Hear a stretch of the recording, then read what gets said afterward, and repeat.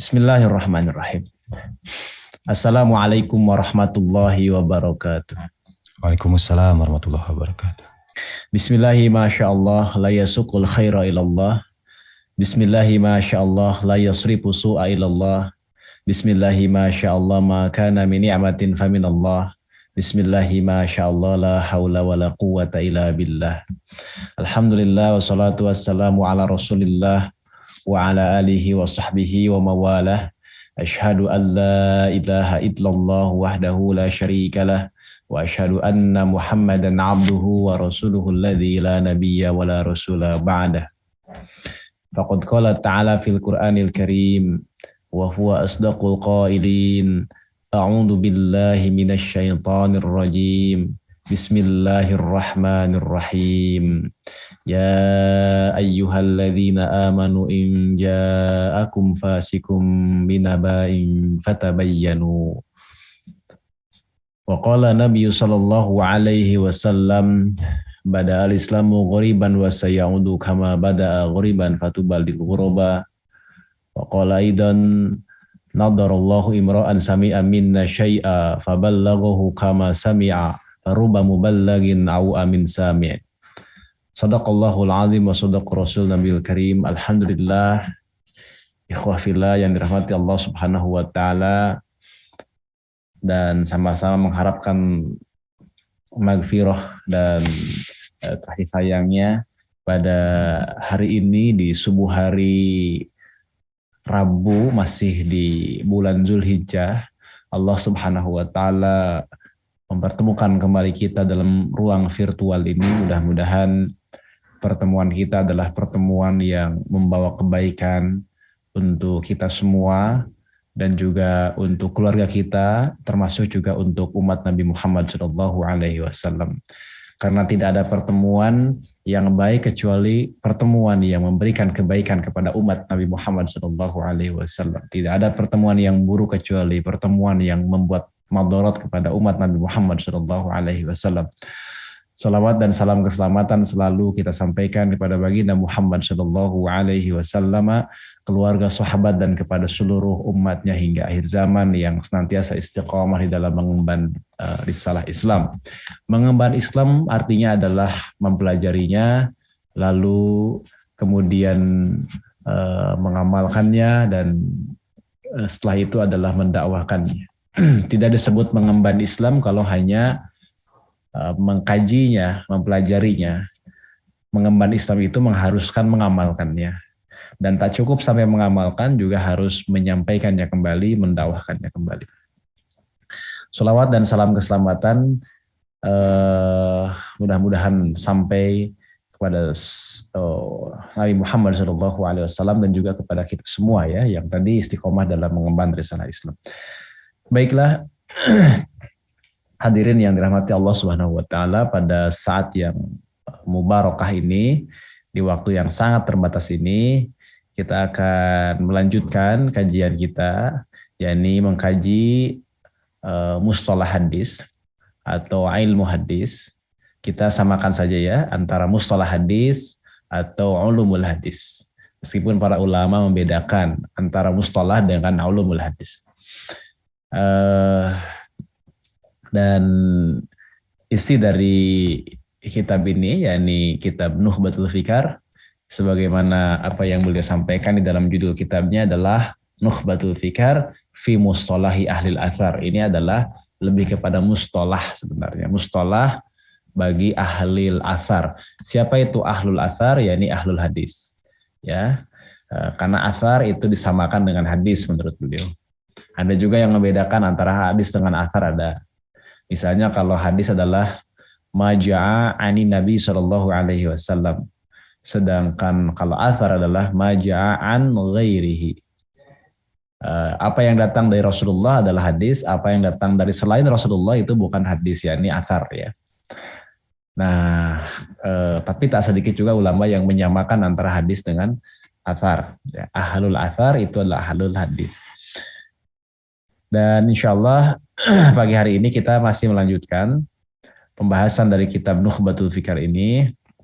Kemarin kita sudah sampai kepada satu bab yang sangat penting, ya, satu bab yang sangat menentukan dalam penelitian sebuah hadis, ya ini bab tentang i'tibar untuk mencari syawahid dan mutabi ya.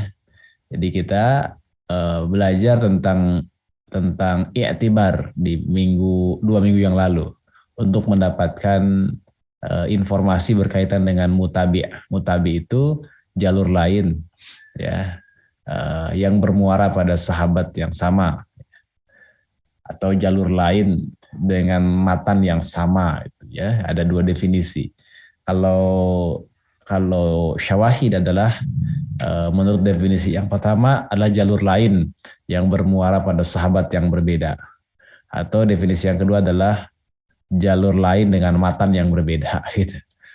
Nah, kemampuan kita mencari syawahid dan mutabi ini akan sangat menentukan kita dalam melakukan penelitian sebuah hadis. Akurat tidaknya kita dalam meneliti sebuah hadis tergantung dari kecakapan kita dalam melakukan i'tibar. Alhamdulillah sudah kita bahas di 2 minggu lalu. Minggu lalu masih suasana potong hewan kurban, jadi belum bisa hadir. Alhamdulillah, tapi saya lihat majelisnya tidak berhenti ya, meskipun saya berhalangan. Baik, hari ini kita akan masuk dalam pembahasan muhkam dan mukhtalif ya, muhkam dan mukhtalif.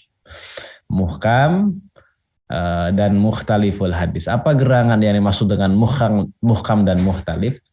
Mungkin orang menyangka muhkam itu sebagaimana yang kita sering dengar ya, dalam istilah Al-Quran, muhkam itu adalah lawan dari mutasyabih ya, gitu kan. Dalam ayat Al-Quran juga disebutkan Quran ini lafaznya ada yang ayat-ayat yang muhkam dan ada ayat-ayat yang mutasyabih. Ayat yang muhkam berarti ayat-ayat yang jelas. Sedangkan yang mutasyabih berarti yang samar. Ya. Yang muhkam itu jelas, kalau yang mutasyabih berarti samar. Dan itu yang kita fahami ya dari dari istilah ilmu Al-Quran, istilah dalam ulumul Quran, istilah dalam tafsir. Kita mengenal istilah ayat muhkamat dan ayat mutasyabihat. Demikian ya. Lalu apakah memang seperti itu istilah muhkam dan mukhtalif dalam hadis? Tentu berbeda. Kalau dalam ilmu tafsir, muhkam itu kebalikannya mutasyabih. Kalau dalam ilmu hadis, muhkam kebalikannya mukhtalif. Ya, muhkam lawannya kebalikannya mukhtalif dalam ilmu hadis. Kalau dalam ilmu Al-Quran, muhkam kebalikannya adalah mutasyabih.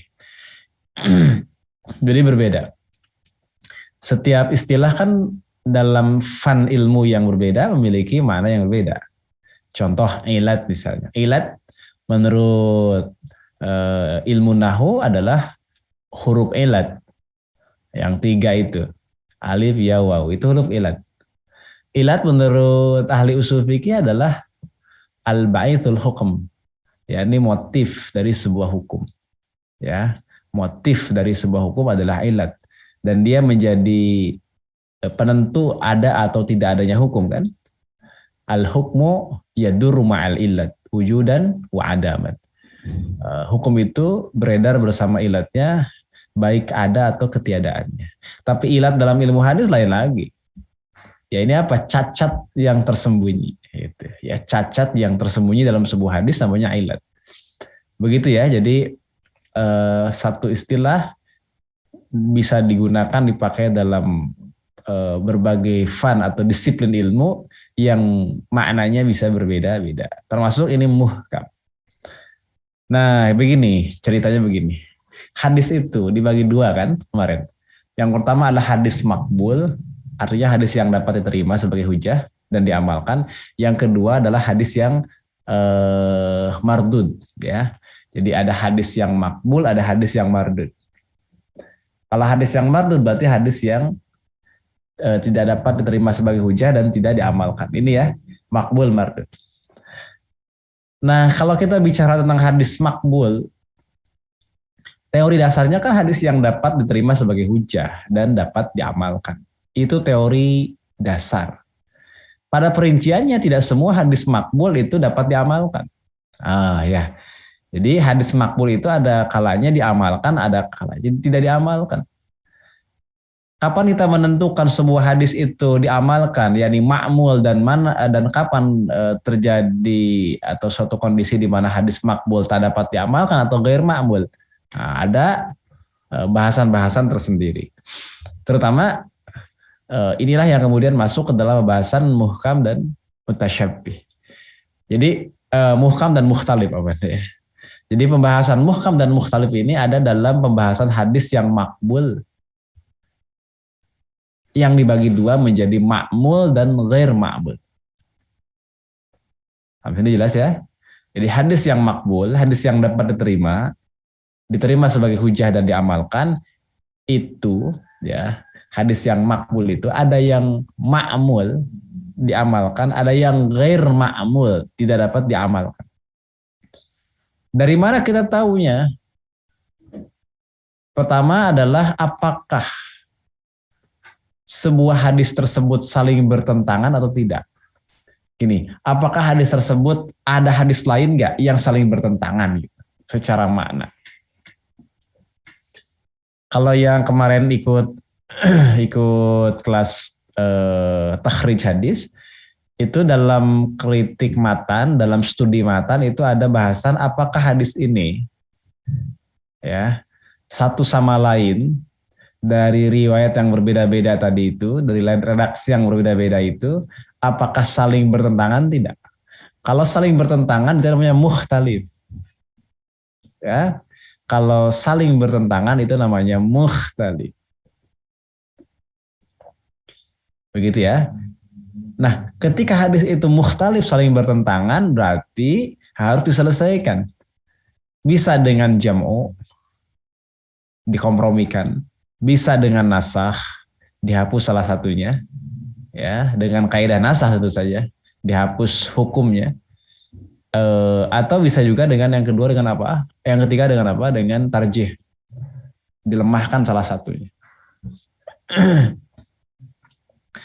Atau juga dapat ditawakufkan, dibiarkan, diamkan. Nah, iwafillah ya rahmati Allah Subhanahu wa taala, ketika sebuah hadis itu saling bertentangan, kemudian dapat dikompromikan, maka semuanya makmul. Ya, semuanya makmul.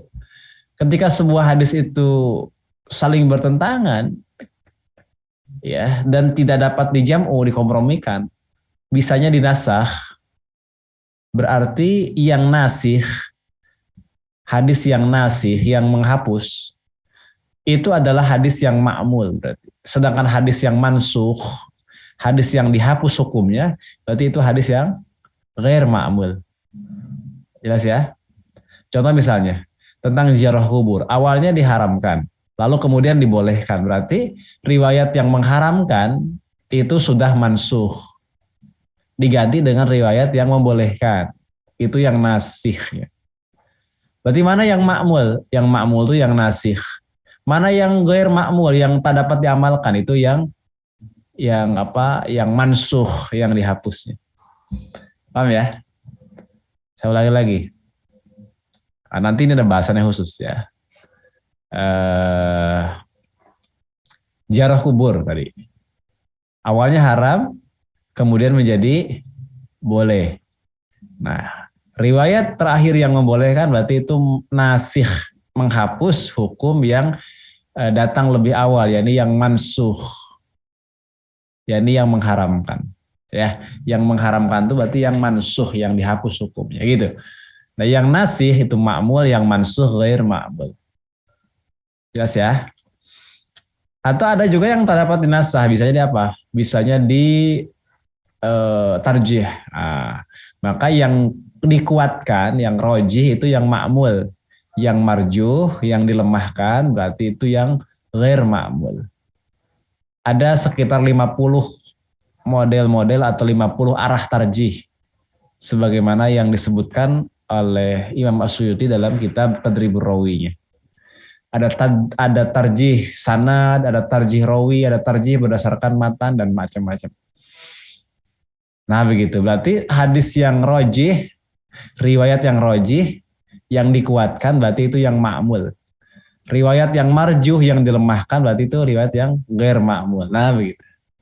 Ya jadi ternyata hadis itu ketika hadis tersebut makbul, makbul itu dapat diterima sebagai hujah dan diamalkan, ternyata nggak semena-mena atau sekonyong-konyong langsung diamalkan kan gitu ya. Kita harus melihat apakah hadis ini mukhtalif ataukah tidak. Kalau hadis itu selamat dari mukhtaliful hadis, aman, amalkan berarti. Tapi kalau tidak selamat dari mukhtalif, ya kondisi yang saling bertentangan, ta'arud, berarti harus diselesaikan. Yang tak dapat diamalkan namanya ghair ma'mul, yang diamalkan namanya ma'mul kan begitu. Nah itu kerangka dasarnya begitu ya. Kenapa ada bahasan mukhtalif dan muhkam. Kalau muhkam jelas nggak ada pertentangan. Ya jelas nggak ada pertentangan. Ingat pertentangan itu yang bukan berbeda ya, karena kalau hadis antara satu riwayat dengan riwayat lain itu berbeda itu banyak. Hampir semua hadis ada saja perbedaan redaksi. Dan itu nggak masalah. Perbedaan redaksi itu adalah bentuk dari kebolehan riwayat bil makna. Ya, kalau Quran kan nggak boleh beda, harus begitu. Beda sedikit lapas itu udah bukan Al-Quran. Kalau hadis beda redaksi nggak masalah. Yang penting tidak saling bertentangan. Gitu ya, beda antara berbeda dengan bertentangan, itu beda hal. Berbeda dengan bertentangan, ya, itu dua hal yang berbeda. Baik, kita akan lihat sekarang, kita akan masuk pada bahasan itu. Silakan dibuka kitabnya bagi yang punya kitabnya, atau diperhatikan PDF-nya bagi yang belum memiliki kitabnya. Kalaupun belum punya kitabnya bisa di print out ini. Ini kan halamannya tidak banyak, halamannya hanya kurang dari 30 kalau di print. Jadi insya Allah masih terjangkau. Kalau mau beli kitabnya juga boleh. Biasanya kalau kitabnya yang Nukhbatul Fikar saya jarang, adanya yang syarahnya, yakni Nuzhatun Nazar. Ya nggak apa-apa, bagus juga. Walaupun kita tidak membaca dari syarahnya, kita membaca dari matanya saja. Baik, semua sudah ini ya, sudah ketemu. Bismillahirrahmanirrahim. Qala al-musannifu rahimahullahu taala wa nafa'ana bihi wa bi'ulumihi wa bi'ulumikum fi dharaini amin ya rabbal alamin. Tsummal maqbulu. Kemudian hadis makbul, hadis yang diterima makbul itu. In salima minal mu'aradah fahuwal muhkam. Jika hadis tersebut selamat dari kontradiksi, dari pertentangan, maka disebut muhkam. Nah, ini definisi muhkam tuh ini. Hadis yang selamat dari mu'aradah, hadis yang selamat dari pertentangan, ya, maka itu adalah hadis muhkam. Itu ya. Maka dalam syarahnya dikatakan sumal maqbulu yanqasimu aidan ila ma'mulin bihi wa ghairi ma'mulin bihi. Ya. Lalu kemudian bahasan tentang makbul, hadis makbul itu dibagi juga menjadi ma'mul bih dan ghair ma'mul bih. Ya, jadi hadis makbul ini nih. Nah, hadis makbul ini itu dibagi menjadi dua. Ada yang ila ma'mulin bih, dibagi menjadi ma'mul bih, dan yang kedua adalah ghair ma'mul bih, ya. Yang tidak dapat diamalkan kalau ghair ma'mul. Kalau ma'mul diamalkan. Nah, jadi di situ rumpun bahasannya itu. Topiknya di situ. Ketika dikatakan tsummal maqbulu yanqasimu aidan ila ma'mulin bihi wa ghairi ma'mulin bihi. Ketika hadis makbul dibagi dua menjadi ma'mul bih dan ghair ma'mul bih. Ma'mul bih diamalkan, sedangkan ghair ma'mul itu tidak dapat diamalkan. Jadi kalau saya buat tambahan catatan, ya bisa diberikan catatan tambahan ya berkaitan dengan pembagian hadis makbul menjadi dua, ma'mul bih dan ghair ma'mul bih. Kemudian dikatakan di sini Li'annahu in salima minal mu'aradah, jika katanya, jika hadis, karena sesungguhnya jika sebuah hadis itu selamat dari pertentangan, dari mu'aradah, maksudnya apa sih yang disebut mu'aradah itu adalah, yang dimaksud di sini adalah ailam ya'ati khobarun yudadduhu, yakni tidak datang khobar atau riwayat yang menyelisihinya, yang menentangnya, yang kontradiktif, yang mengandung kandungan makna yang kontradiksi dengan yang hadis sebelumnya. Nah, itu namanya mu'aradhah itu begitu. Ya. Jadi datang khobar atau riwayat yang menentangnya. Ya. Nah, kalau selamat dari pertentangan, fahwal mahkumu, maka ini disebut dengan hadis muhkamu, ya. Maka ini disebut dengan hadis muhkam. Ini hadis muhkam. Jadi kalau ditanya apa itu hadis muhkam? Hadis muhkam adalah hadis yang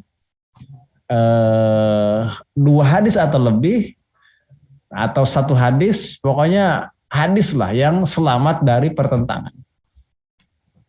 Jadi nggak mesti satu hadis, jadi dua hadis atau lebih. Pokoknya hadis yang selamat dari pertentangan aja. Kata kunci itu. Maka disebut dengan hadis muhkam. Ya, hadis muhkam.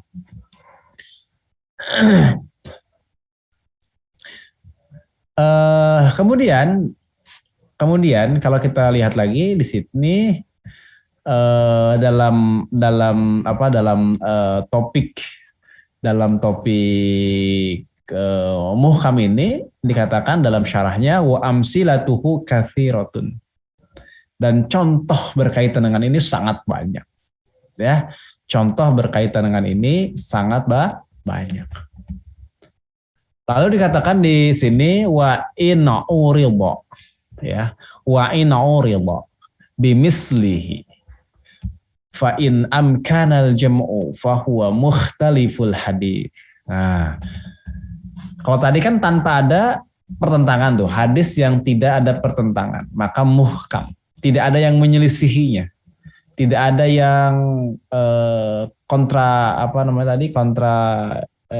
kontradiksi, ya, saling menentang. Itu berarti kalau tidak terjadi kontradiksi berarti itu muhkam. Tapi kalau terjadi kontradiksi, nah ini ya, kalau terjadi kontradiksi maka dikatakan di situ itu disebutkan mukhtalif. Hanya kontradiksi ini adalah masih memungkinkan untuk dijamu. Paham ya? Jadi masih memungkinkan untuk dijamu.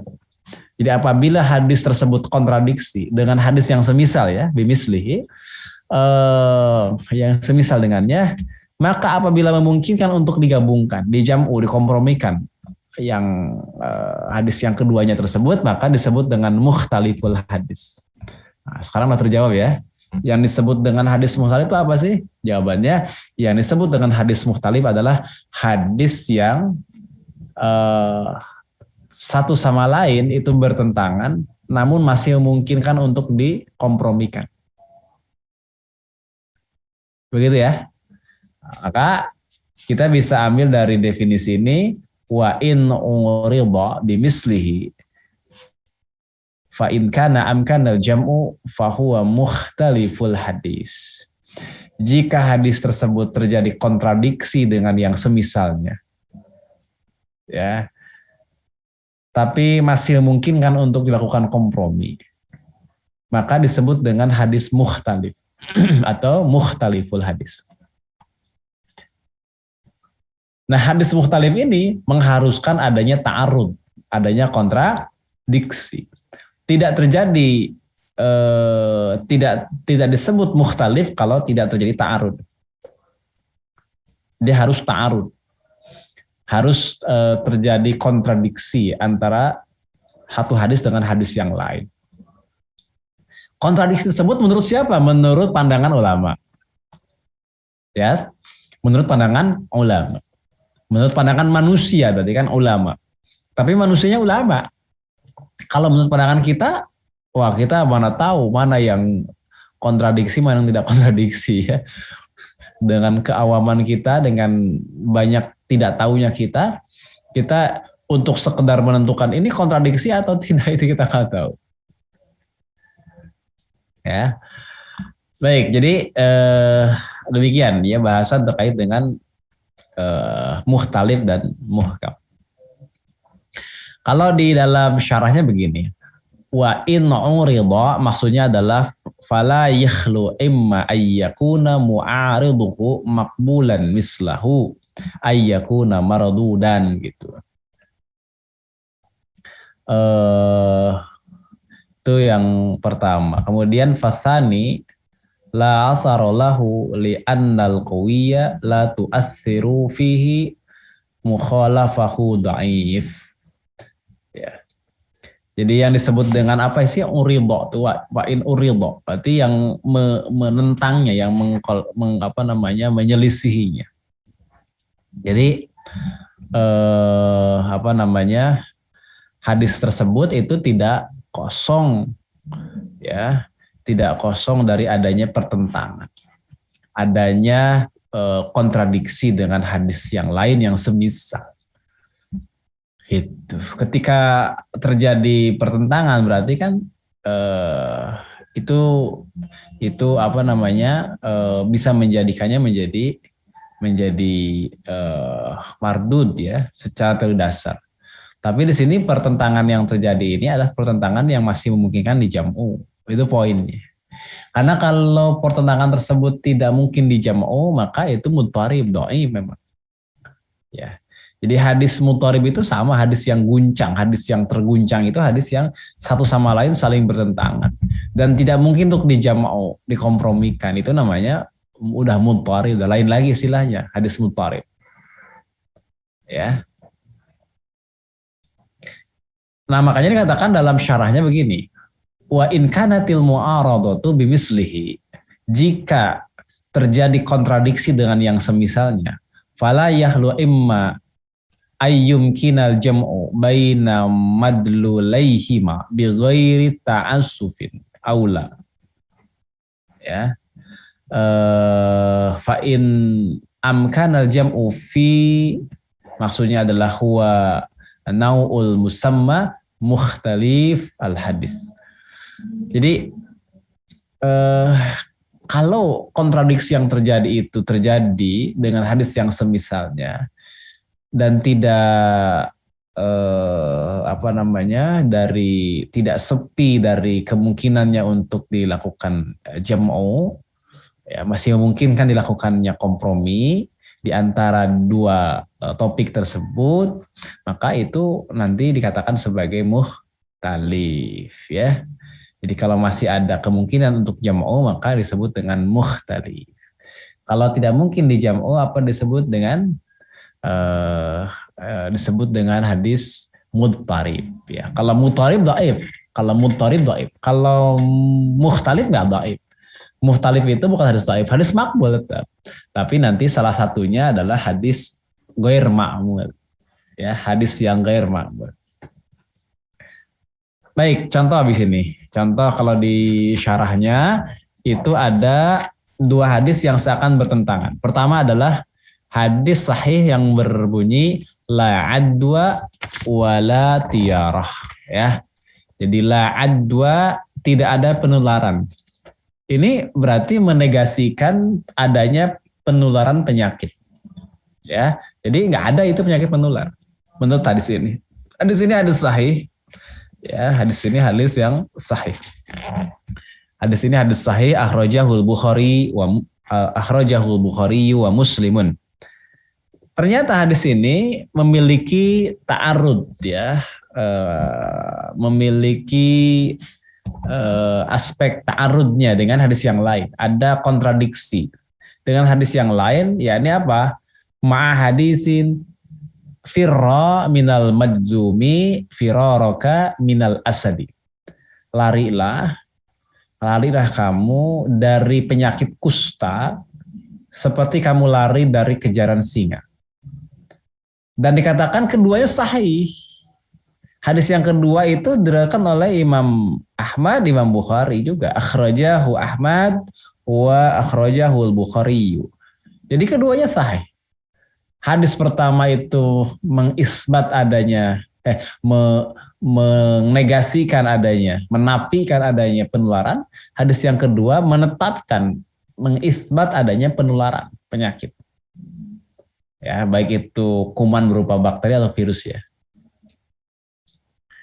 Nah, kemudian bagaimana bentuk ininya, bentuk penyelesaiannya dua hadis ini? Ternyata dua hadis ini ada dua hadis yang saling bertentangan, tadi yang ta'arud, namun masih bisa dilakukan apa?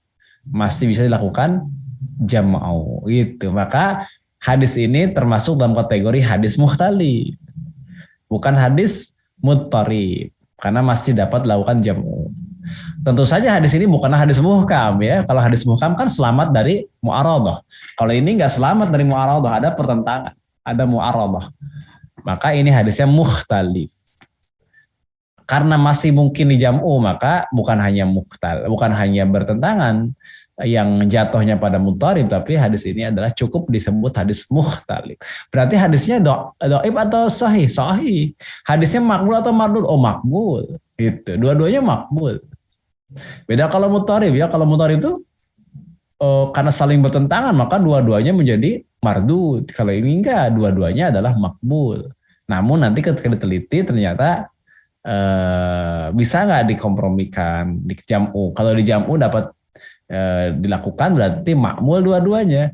Kalau enggak dinasah, berarti yang nasihnya makmul, ya, yang menghapus hukumnya makmul, yang dihapusnya gair makmul, kan begitu. Kalau nggak juga ditarjih nanti, ditarjih yang kuatnya diamalkan, sedangkan yang lemahnya itu tidak diamalkan, ya, makmul dan gair makmul. Nah, kemudian ketika membahas tentang hadis ini, Al-Hafiz Ibnu Hajar Al-Asqalani rahimahullahu taala dalam kitab besarnya yakni Fathul Bari, beliau menjelaskan banyak hal, ya, banyak hal.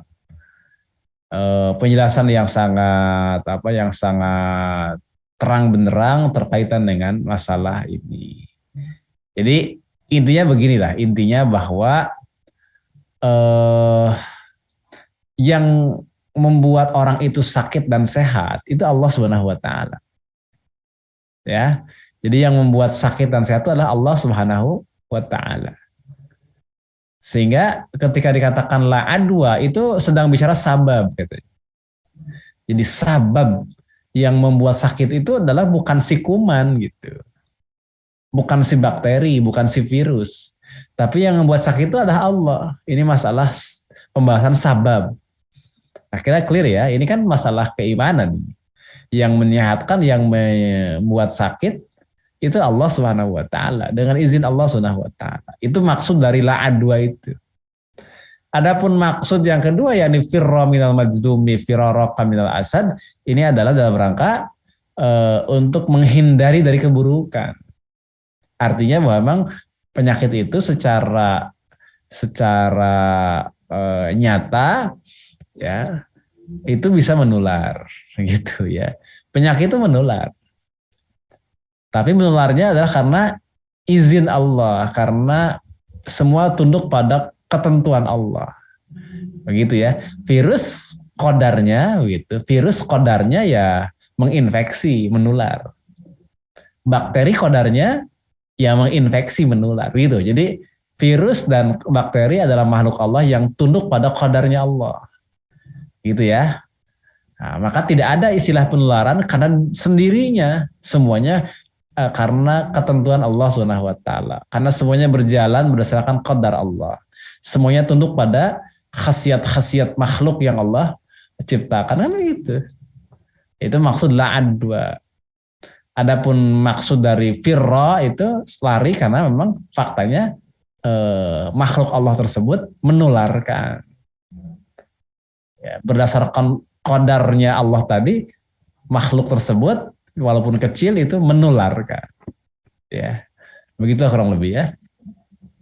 Sehingga dua-duanya dapat dijam'u. Berarti dua-duanya apa? Ma'mul bih berarti. Ya, dua-duanya adalah ma'mul bih. Saya kira itu ya penjelasan ringkas kondisi di mana ada sebuah hadis yang dikompromikan itu, yang digabungkan dan diamalkan ke semuanya. Jadi kontradiksi itu dihilangkan akhirnya dengan dijamu. Nah itulah bahasan tentang mengkompromikan dua hadis. Berikutnya nasi mansu ya. Oh iya. Satu lagi, berikutnya masih di bahasan ini ada bahasan tentang nasi dan mansuh. Jadi kalau tidak dapat dijamu bagaimana? Kalau tidak dapat dijamu maka masuk ke langkah kedua. Apa langkah kedua itu? Dilakukan nasah. Ya, dilakukan nasah. Apa yang maksud dengan nasah? Yang dimaksud dengan nasah adalah dengan mengamalkan hadis yang datang belakangan dan tidak mengamalkan hadis yang datang duluan. Nah, itu ya. Jadi menguatkan yang datang belakangan, jadi mengamalkan lah ya. Datang belakangan dari yang datang duluan.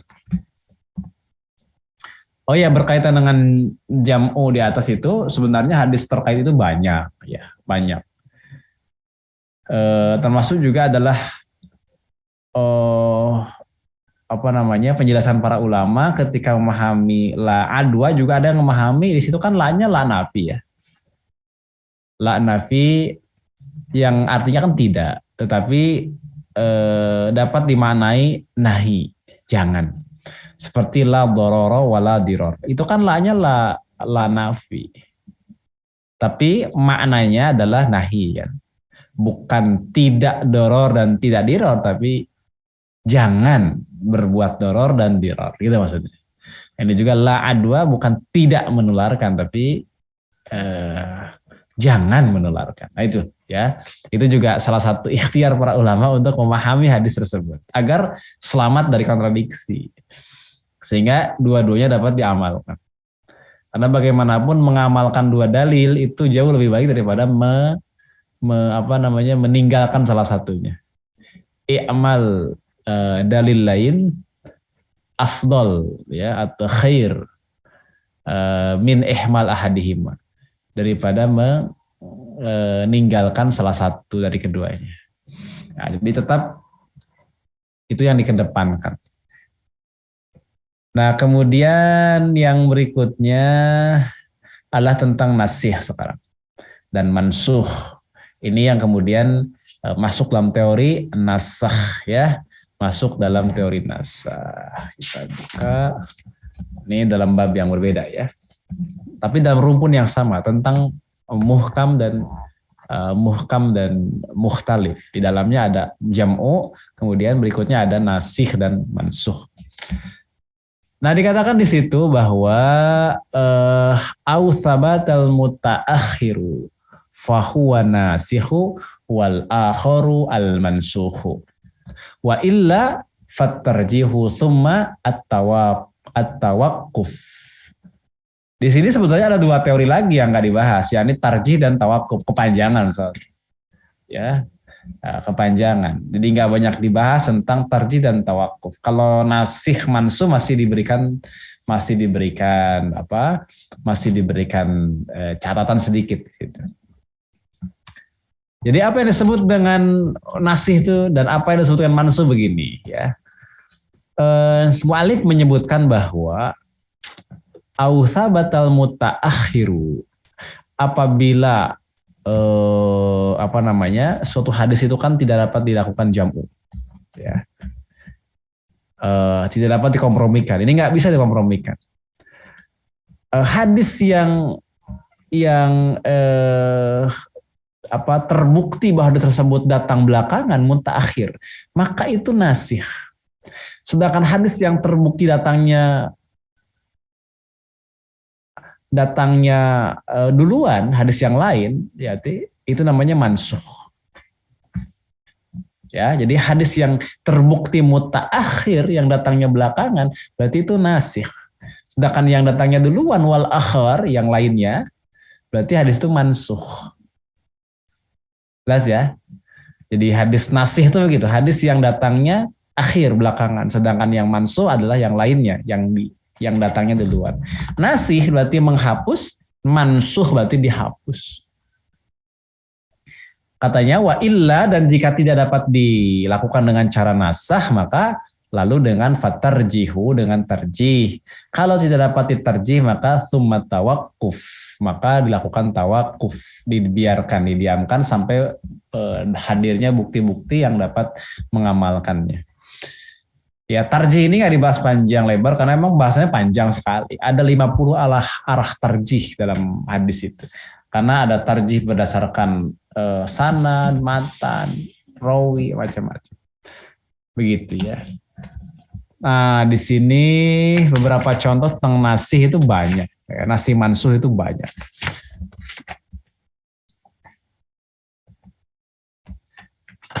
Contoh di sini nih. Contoh di sini tadi tentang misalnya ziarah kubur. Ziarah kubur itu awalnya haram menjadi boleh. Nah, itu adalah nasih mansuh itu. Ya, dikatakan di sini kahadisi Buraidah fi sahihi Muslimin kuntu nahaitukum an ziyaratil kubur fazuruha fa innaha tudzakirul akhirah. Dulu katanya aku melarang untuk melakukan ziarah kubur. Nah, sekarang fazuruha, berziarahlah. Kenapa? Karena ziarah itu tuzakiru al-akhirah, dapat mengingatkan pada kematian, pada akhirat, ya. Maksudnya pada kematian.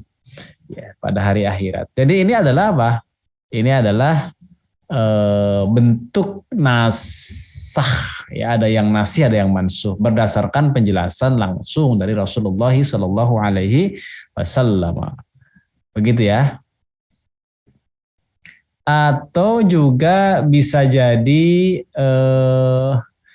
kita tahu itu nasah karena adanya penjelasan berkaitan dengan tarikhnya. Berkaitan dengan tarikhnya. Yakni urutan waktunya.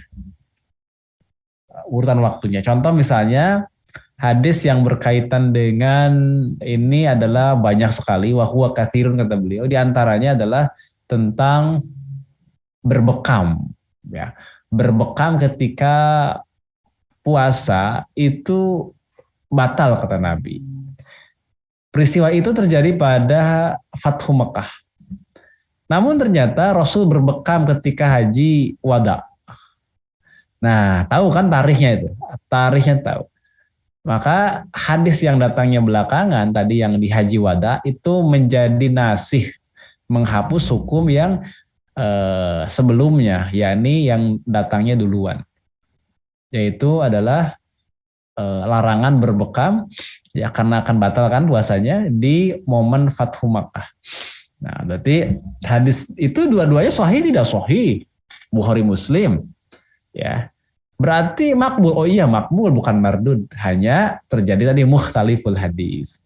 Ya, hadis yang saling kontradiksi yang kemudian diselesaikannya dengan cara nasih mansuh, ya. Dengan metode nasah, ada nasihnya, ada mansuhnya. Nah, lebih kurang begitulah pembahasan berkaitan dengan ini. Ya, gitu ya, poinnya demikian.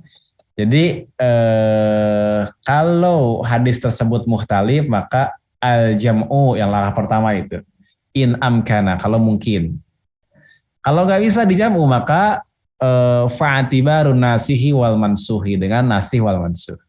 Nggak juga, maka fatarjihu, itu dengan tarjih. Kalau tarjih itu dengan penilaian para ulama. Nggak dapat juga, maka tsumma tawakuf, maka dibiarkan. Tawakuf anil amal. Tawakuf dari beramal dengannya. Begitu ya. Maka hadis makbul itu dibagi dua, berarti ada yang ma'mulun bihi, ada yang ghairu ma'mulin bihi.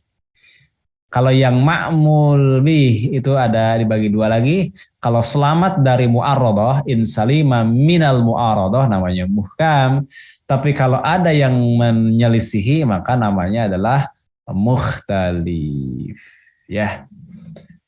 Mu'aradah itu ada yang mardud.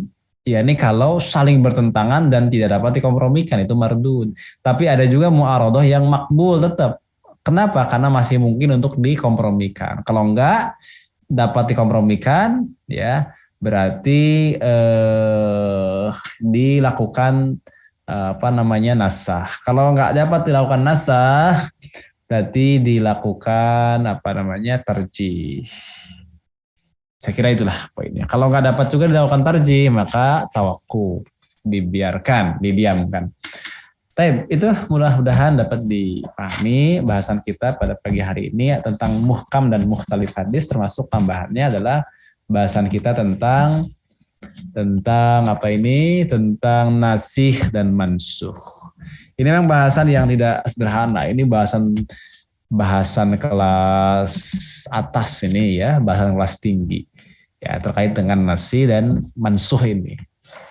Dari bahasan mukhtalif, jam'u, nasih, mansuh, tarjih, ya, ada rojih, ada marjuh di sana. Itu bahasan yang sebenarnya panjang sekali dan para ulama membahasnya dalam kitab yang tersendiri biasanya, kitab khusus. Nah, ringkasnya begitulah lebih kurang. Contoh-contohnya masih banyak ya. Kalau kita lihat di syarahnya juga ada beberapa contoh-contoh lain yang apa namanya ya contoh-contoh lain yang memang sesuai yang banyak sekali ya dengan topik kita pada pagi hari ini. Contoh untuk yang jam'u tadi yang terkenal ya. Kalau untuk yang nasi wal mansuh juga di sini lumayan lah contoh-contohnya. Selain jarh kubur, kemudian tadi apa? Bekam, nah juga masih ada contoh-contoh yang lain. Apalagi tarjih, tarjih Masya Allah ya. Itu lebih kompleks lagi. Karena itu didasarkan pada ijtihadnya para ulama kan ketika menentukan bahwa ini lemah, yang ini kuat. Kalau nasi mansuh kan itu masih ada kaidah yang itu kemudian difahami sebagai ketentuan Allah Subhanahu wa taala, ketentuan asy'ari kan. Kalau tarjih itu sudah merupakan ijtihadnya para ulama. Maka lebih kompleks lagi persoalannya. Baik, itu mudah-mudahan bermanfaat meskipun tidak banyak ya topik kita pada pagi hari ini. Barakallahu li wa lakum. Assalamualaikum warahmatullahi wabarakatuh.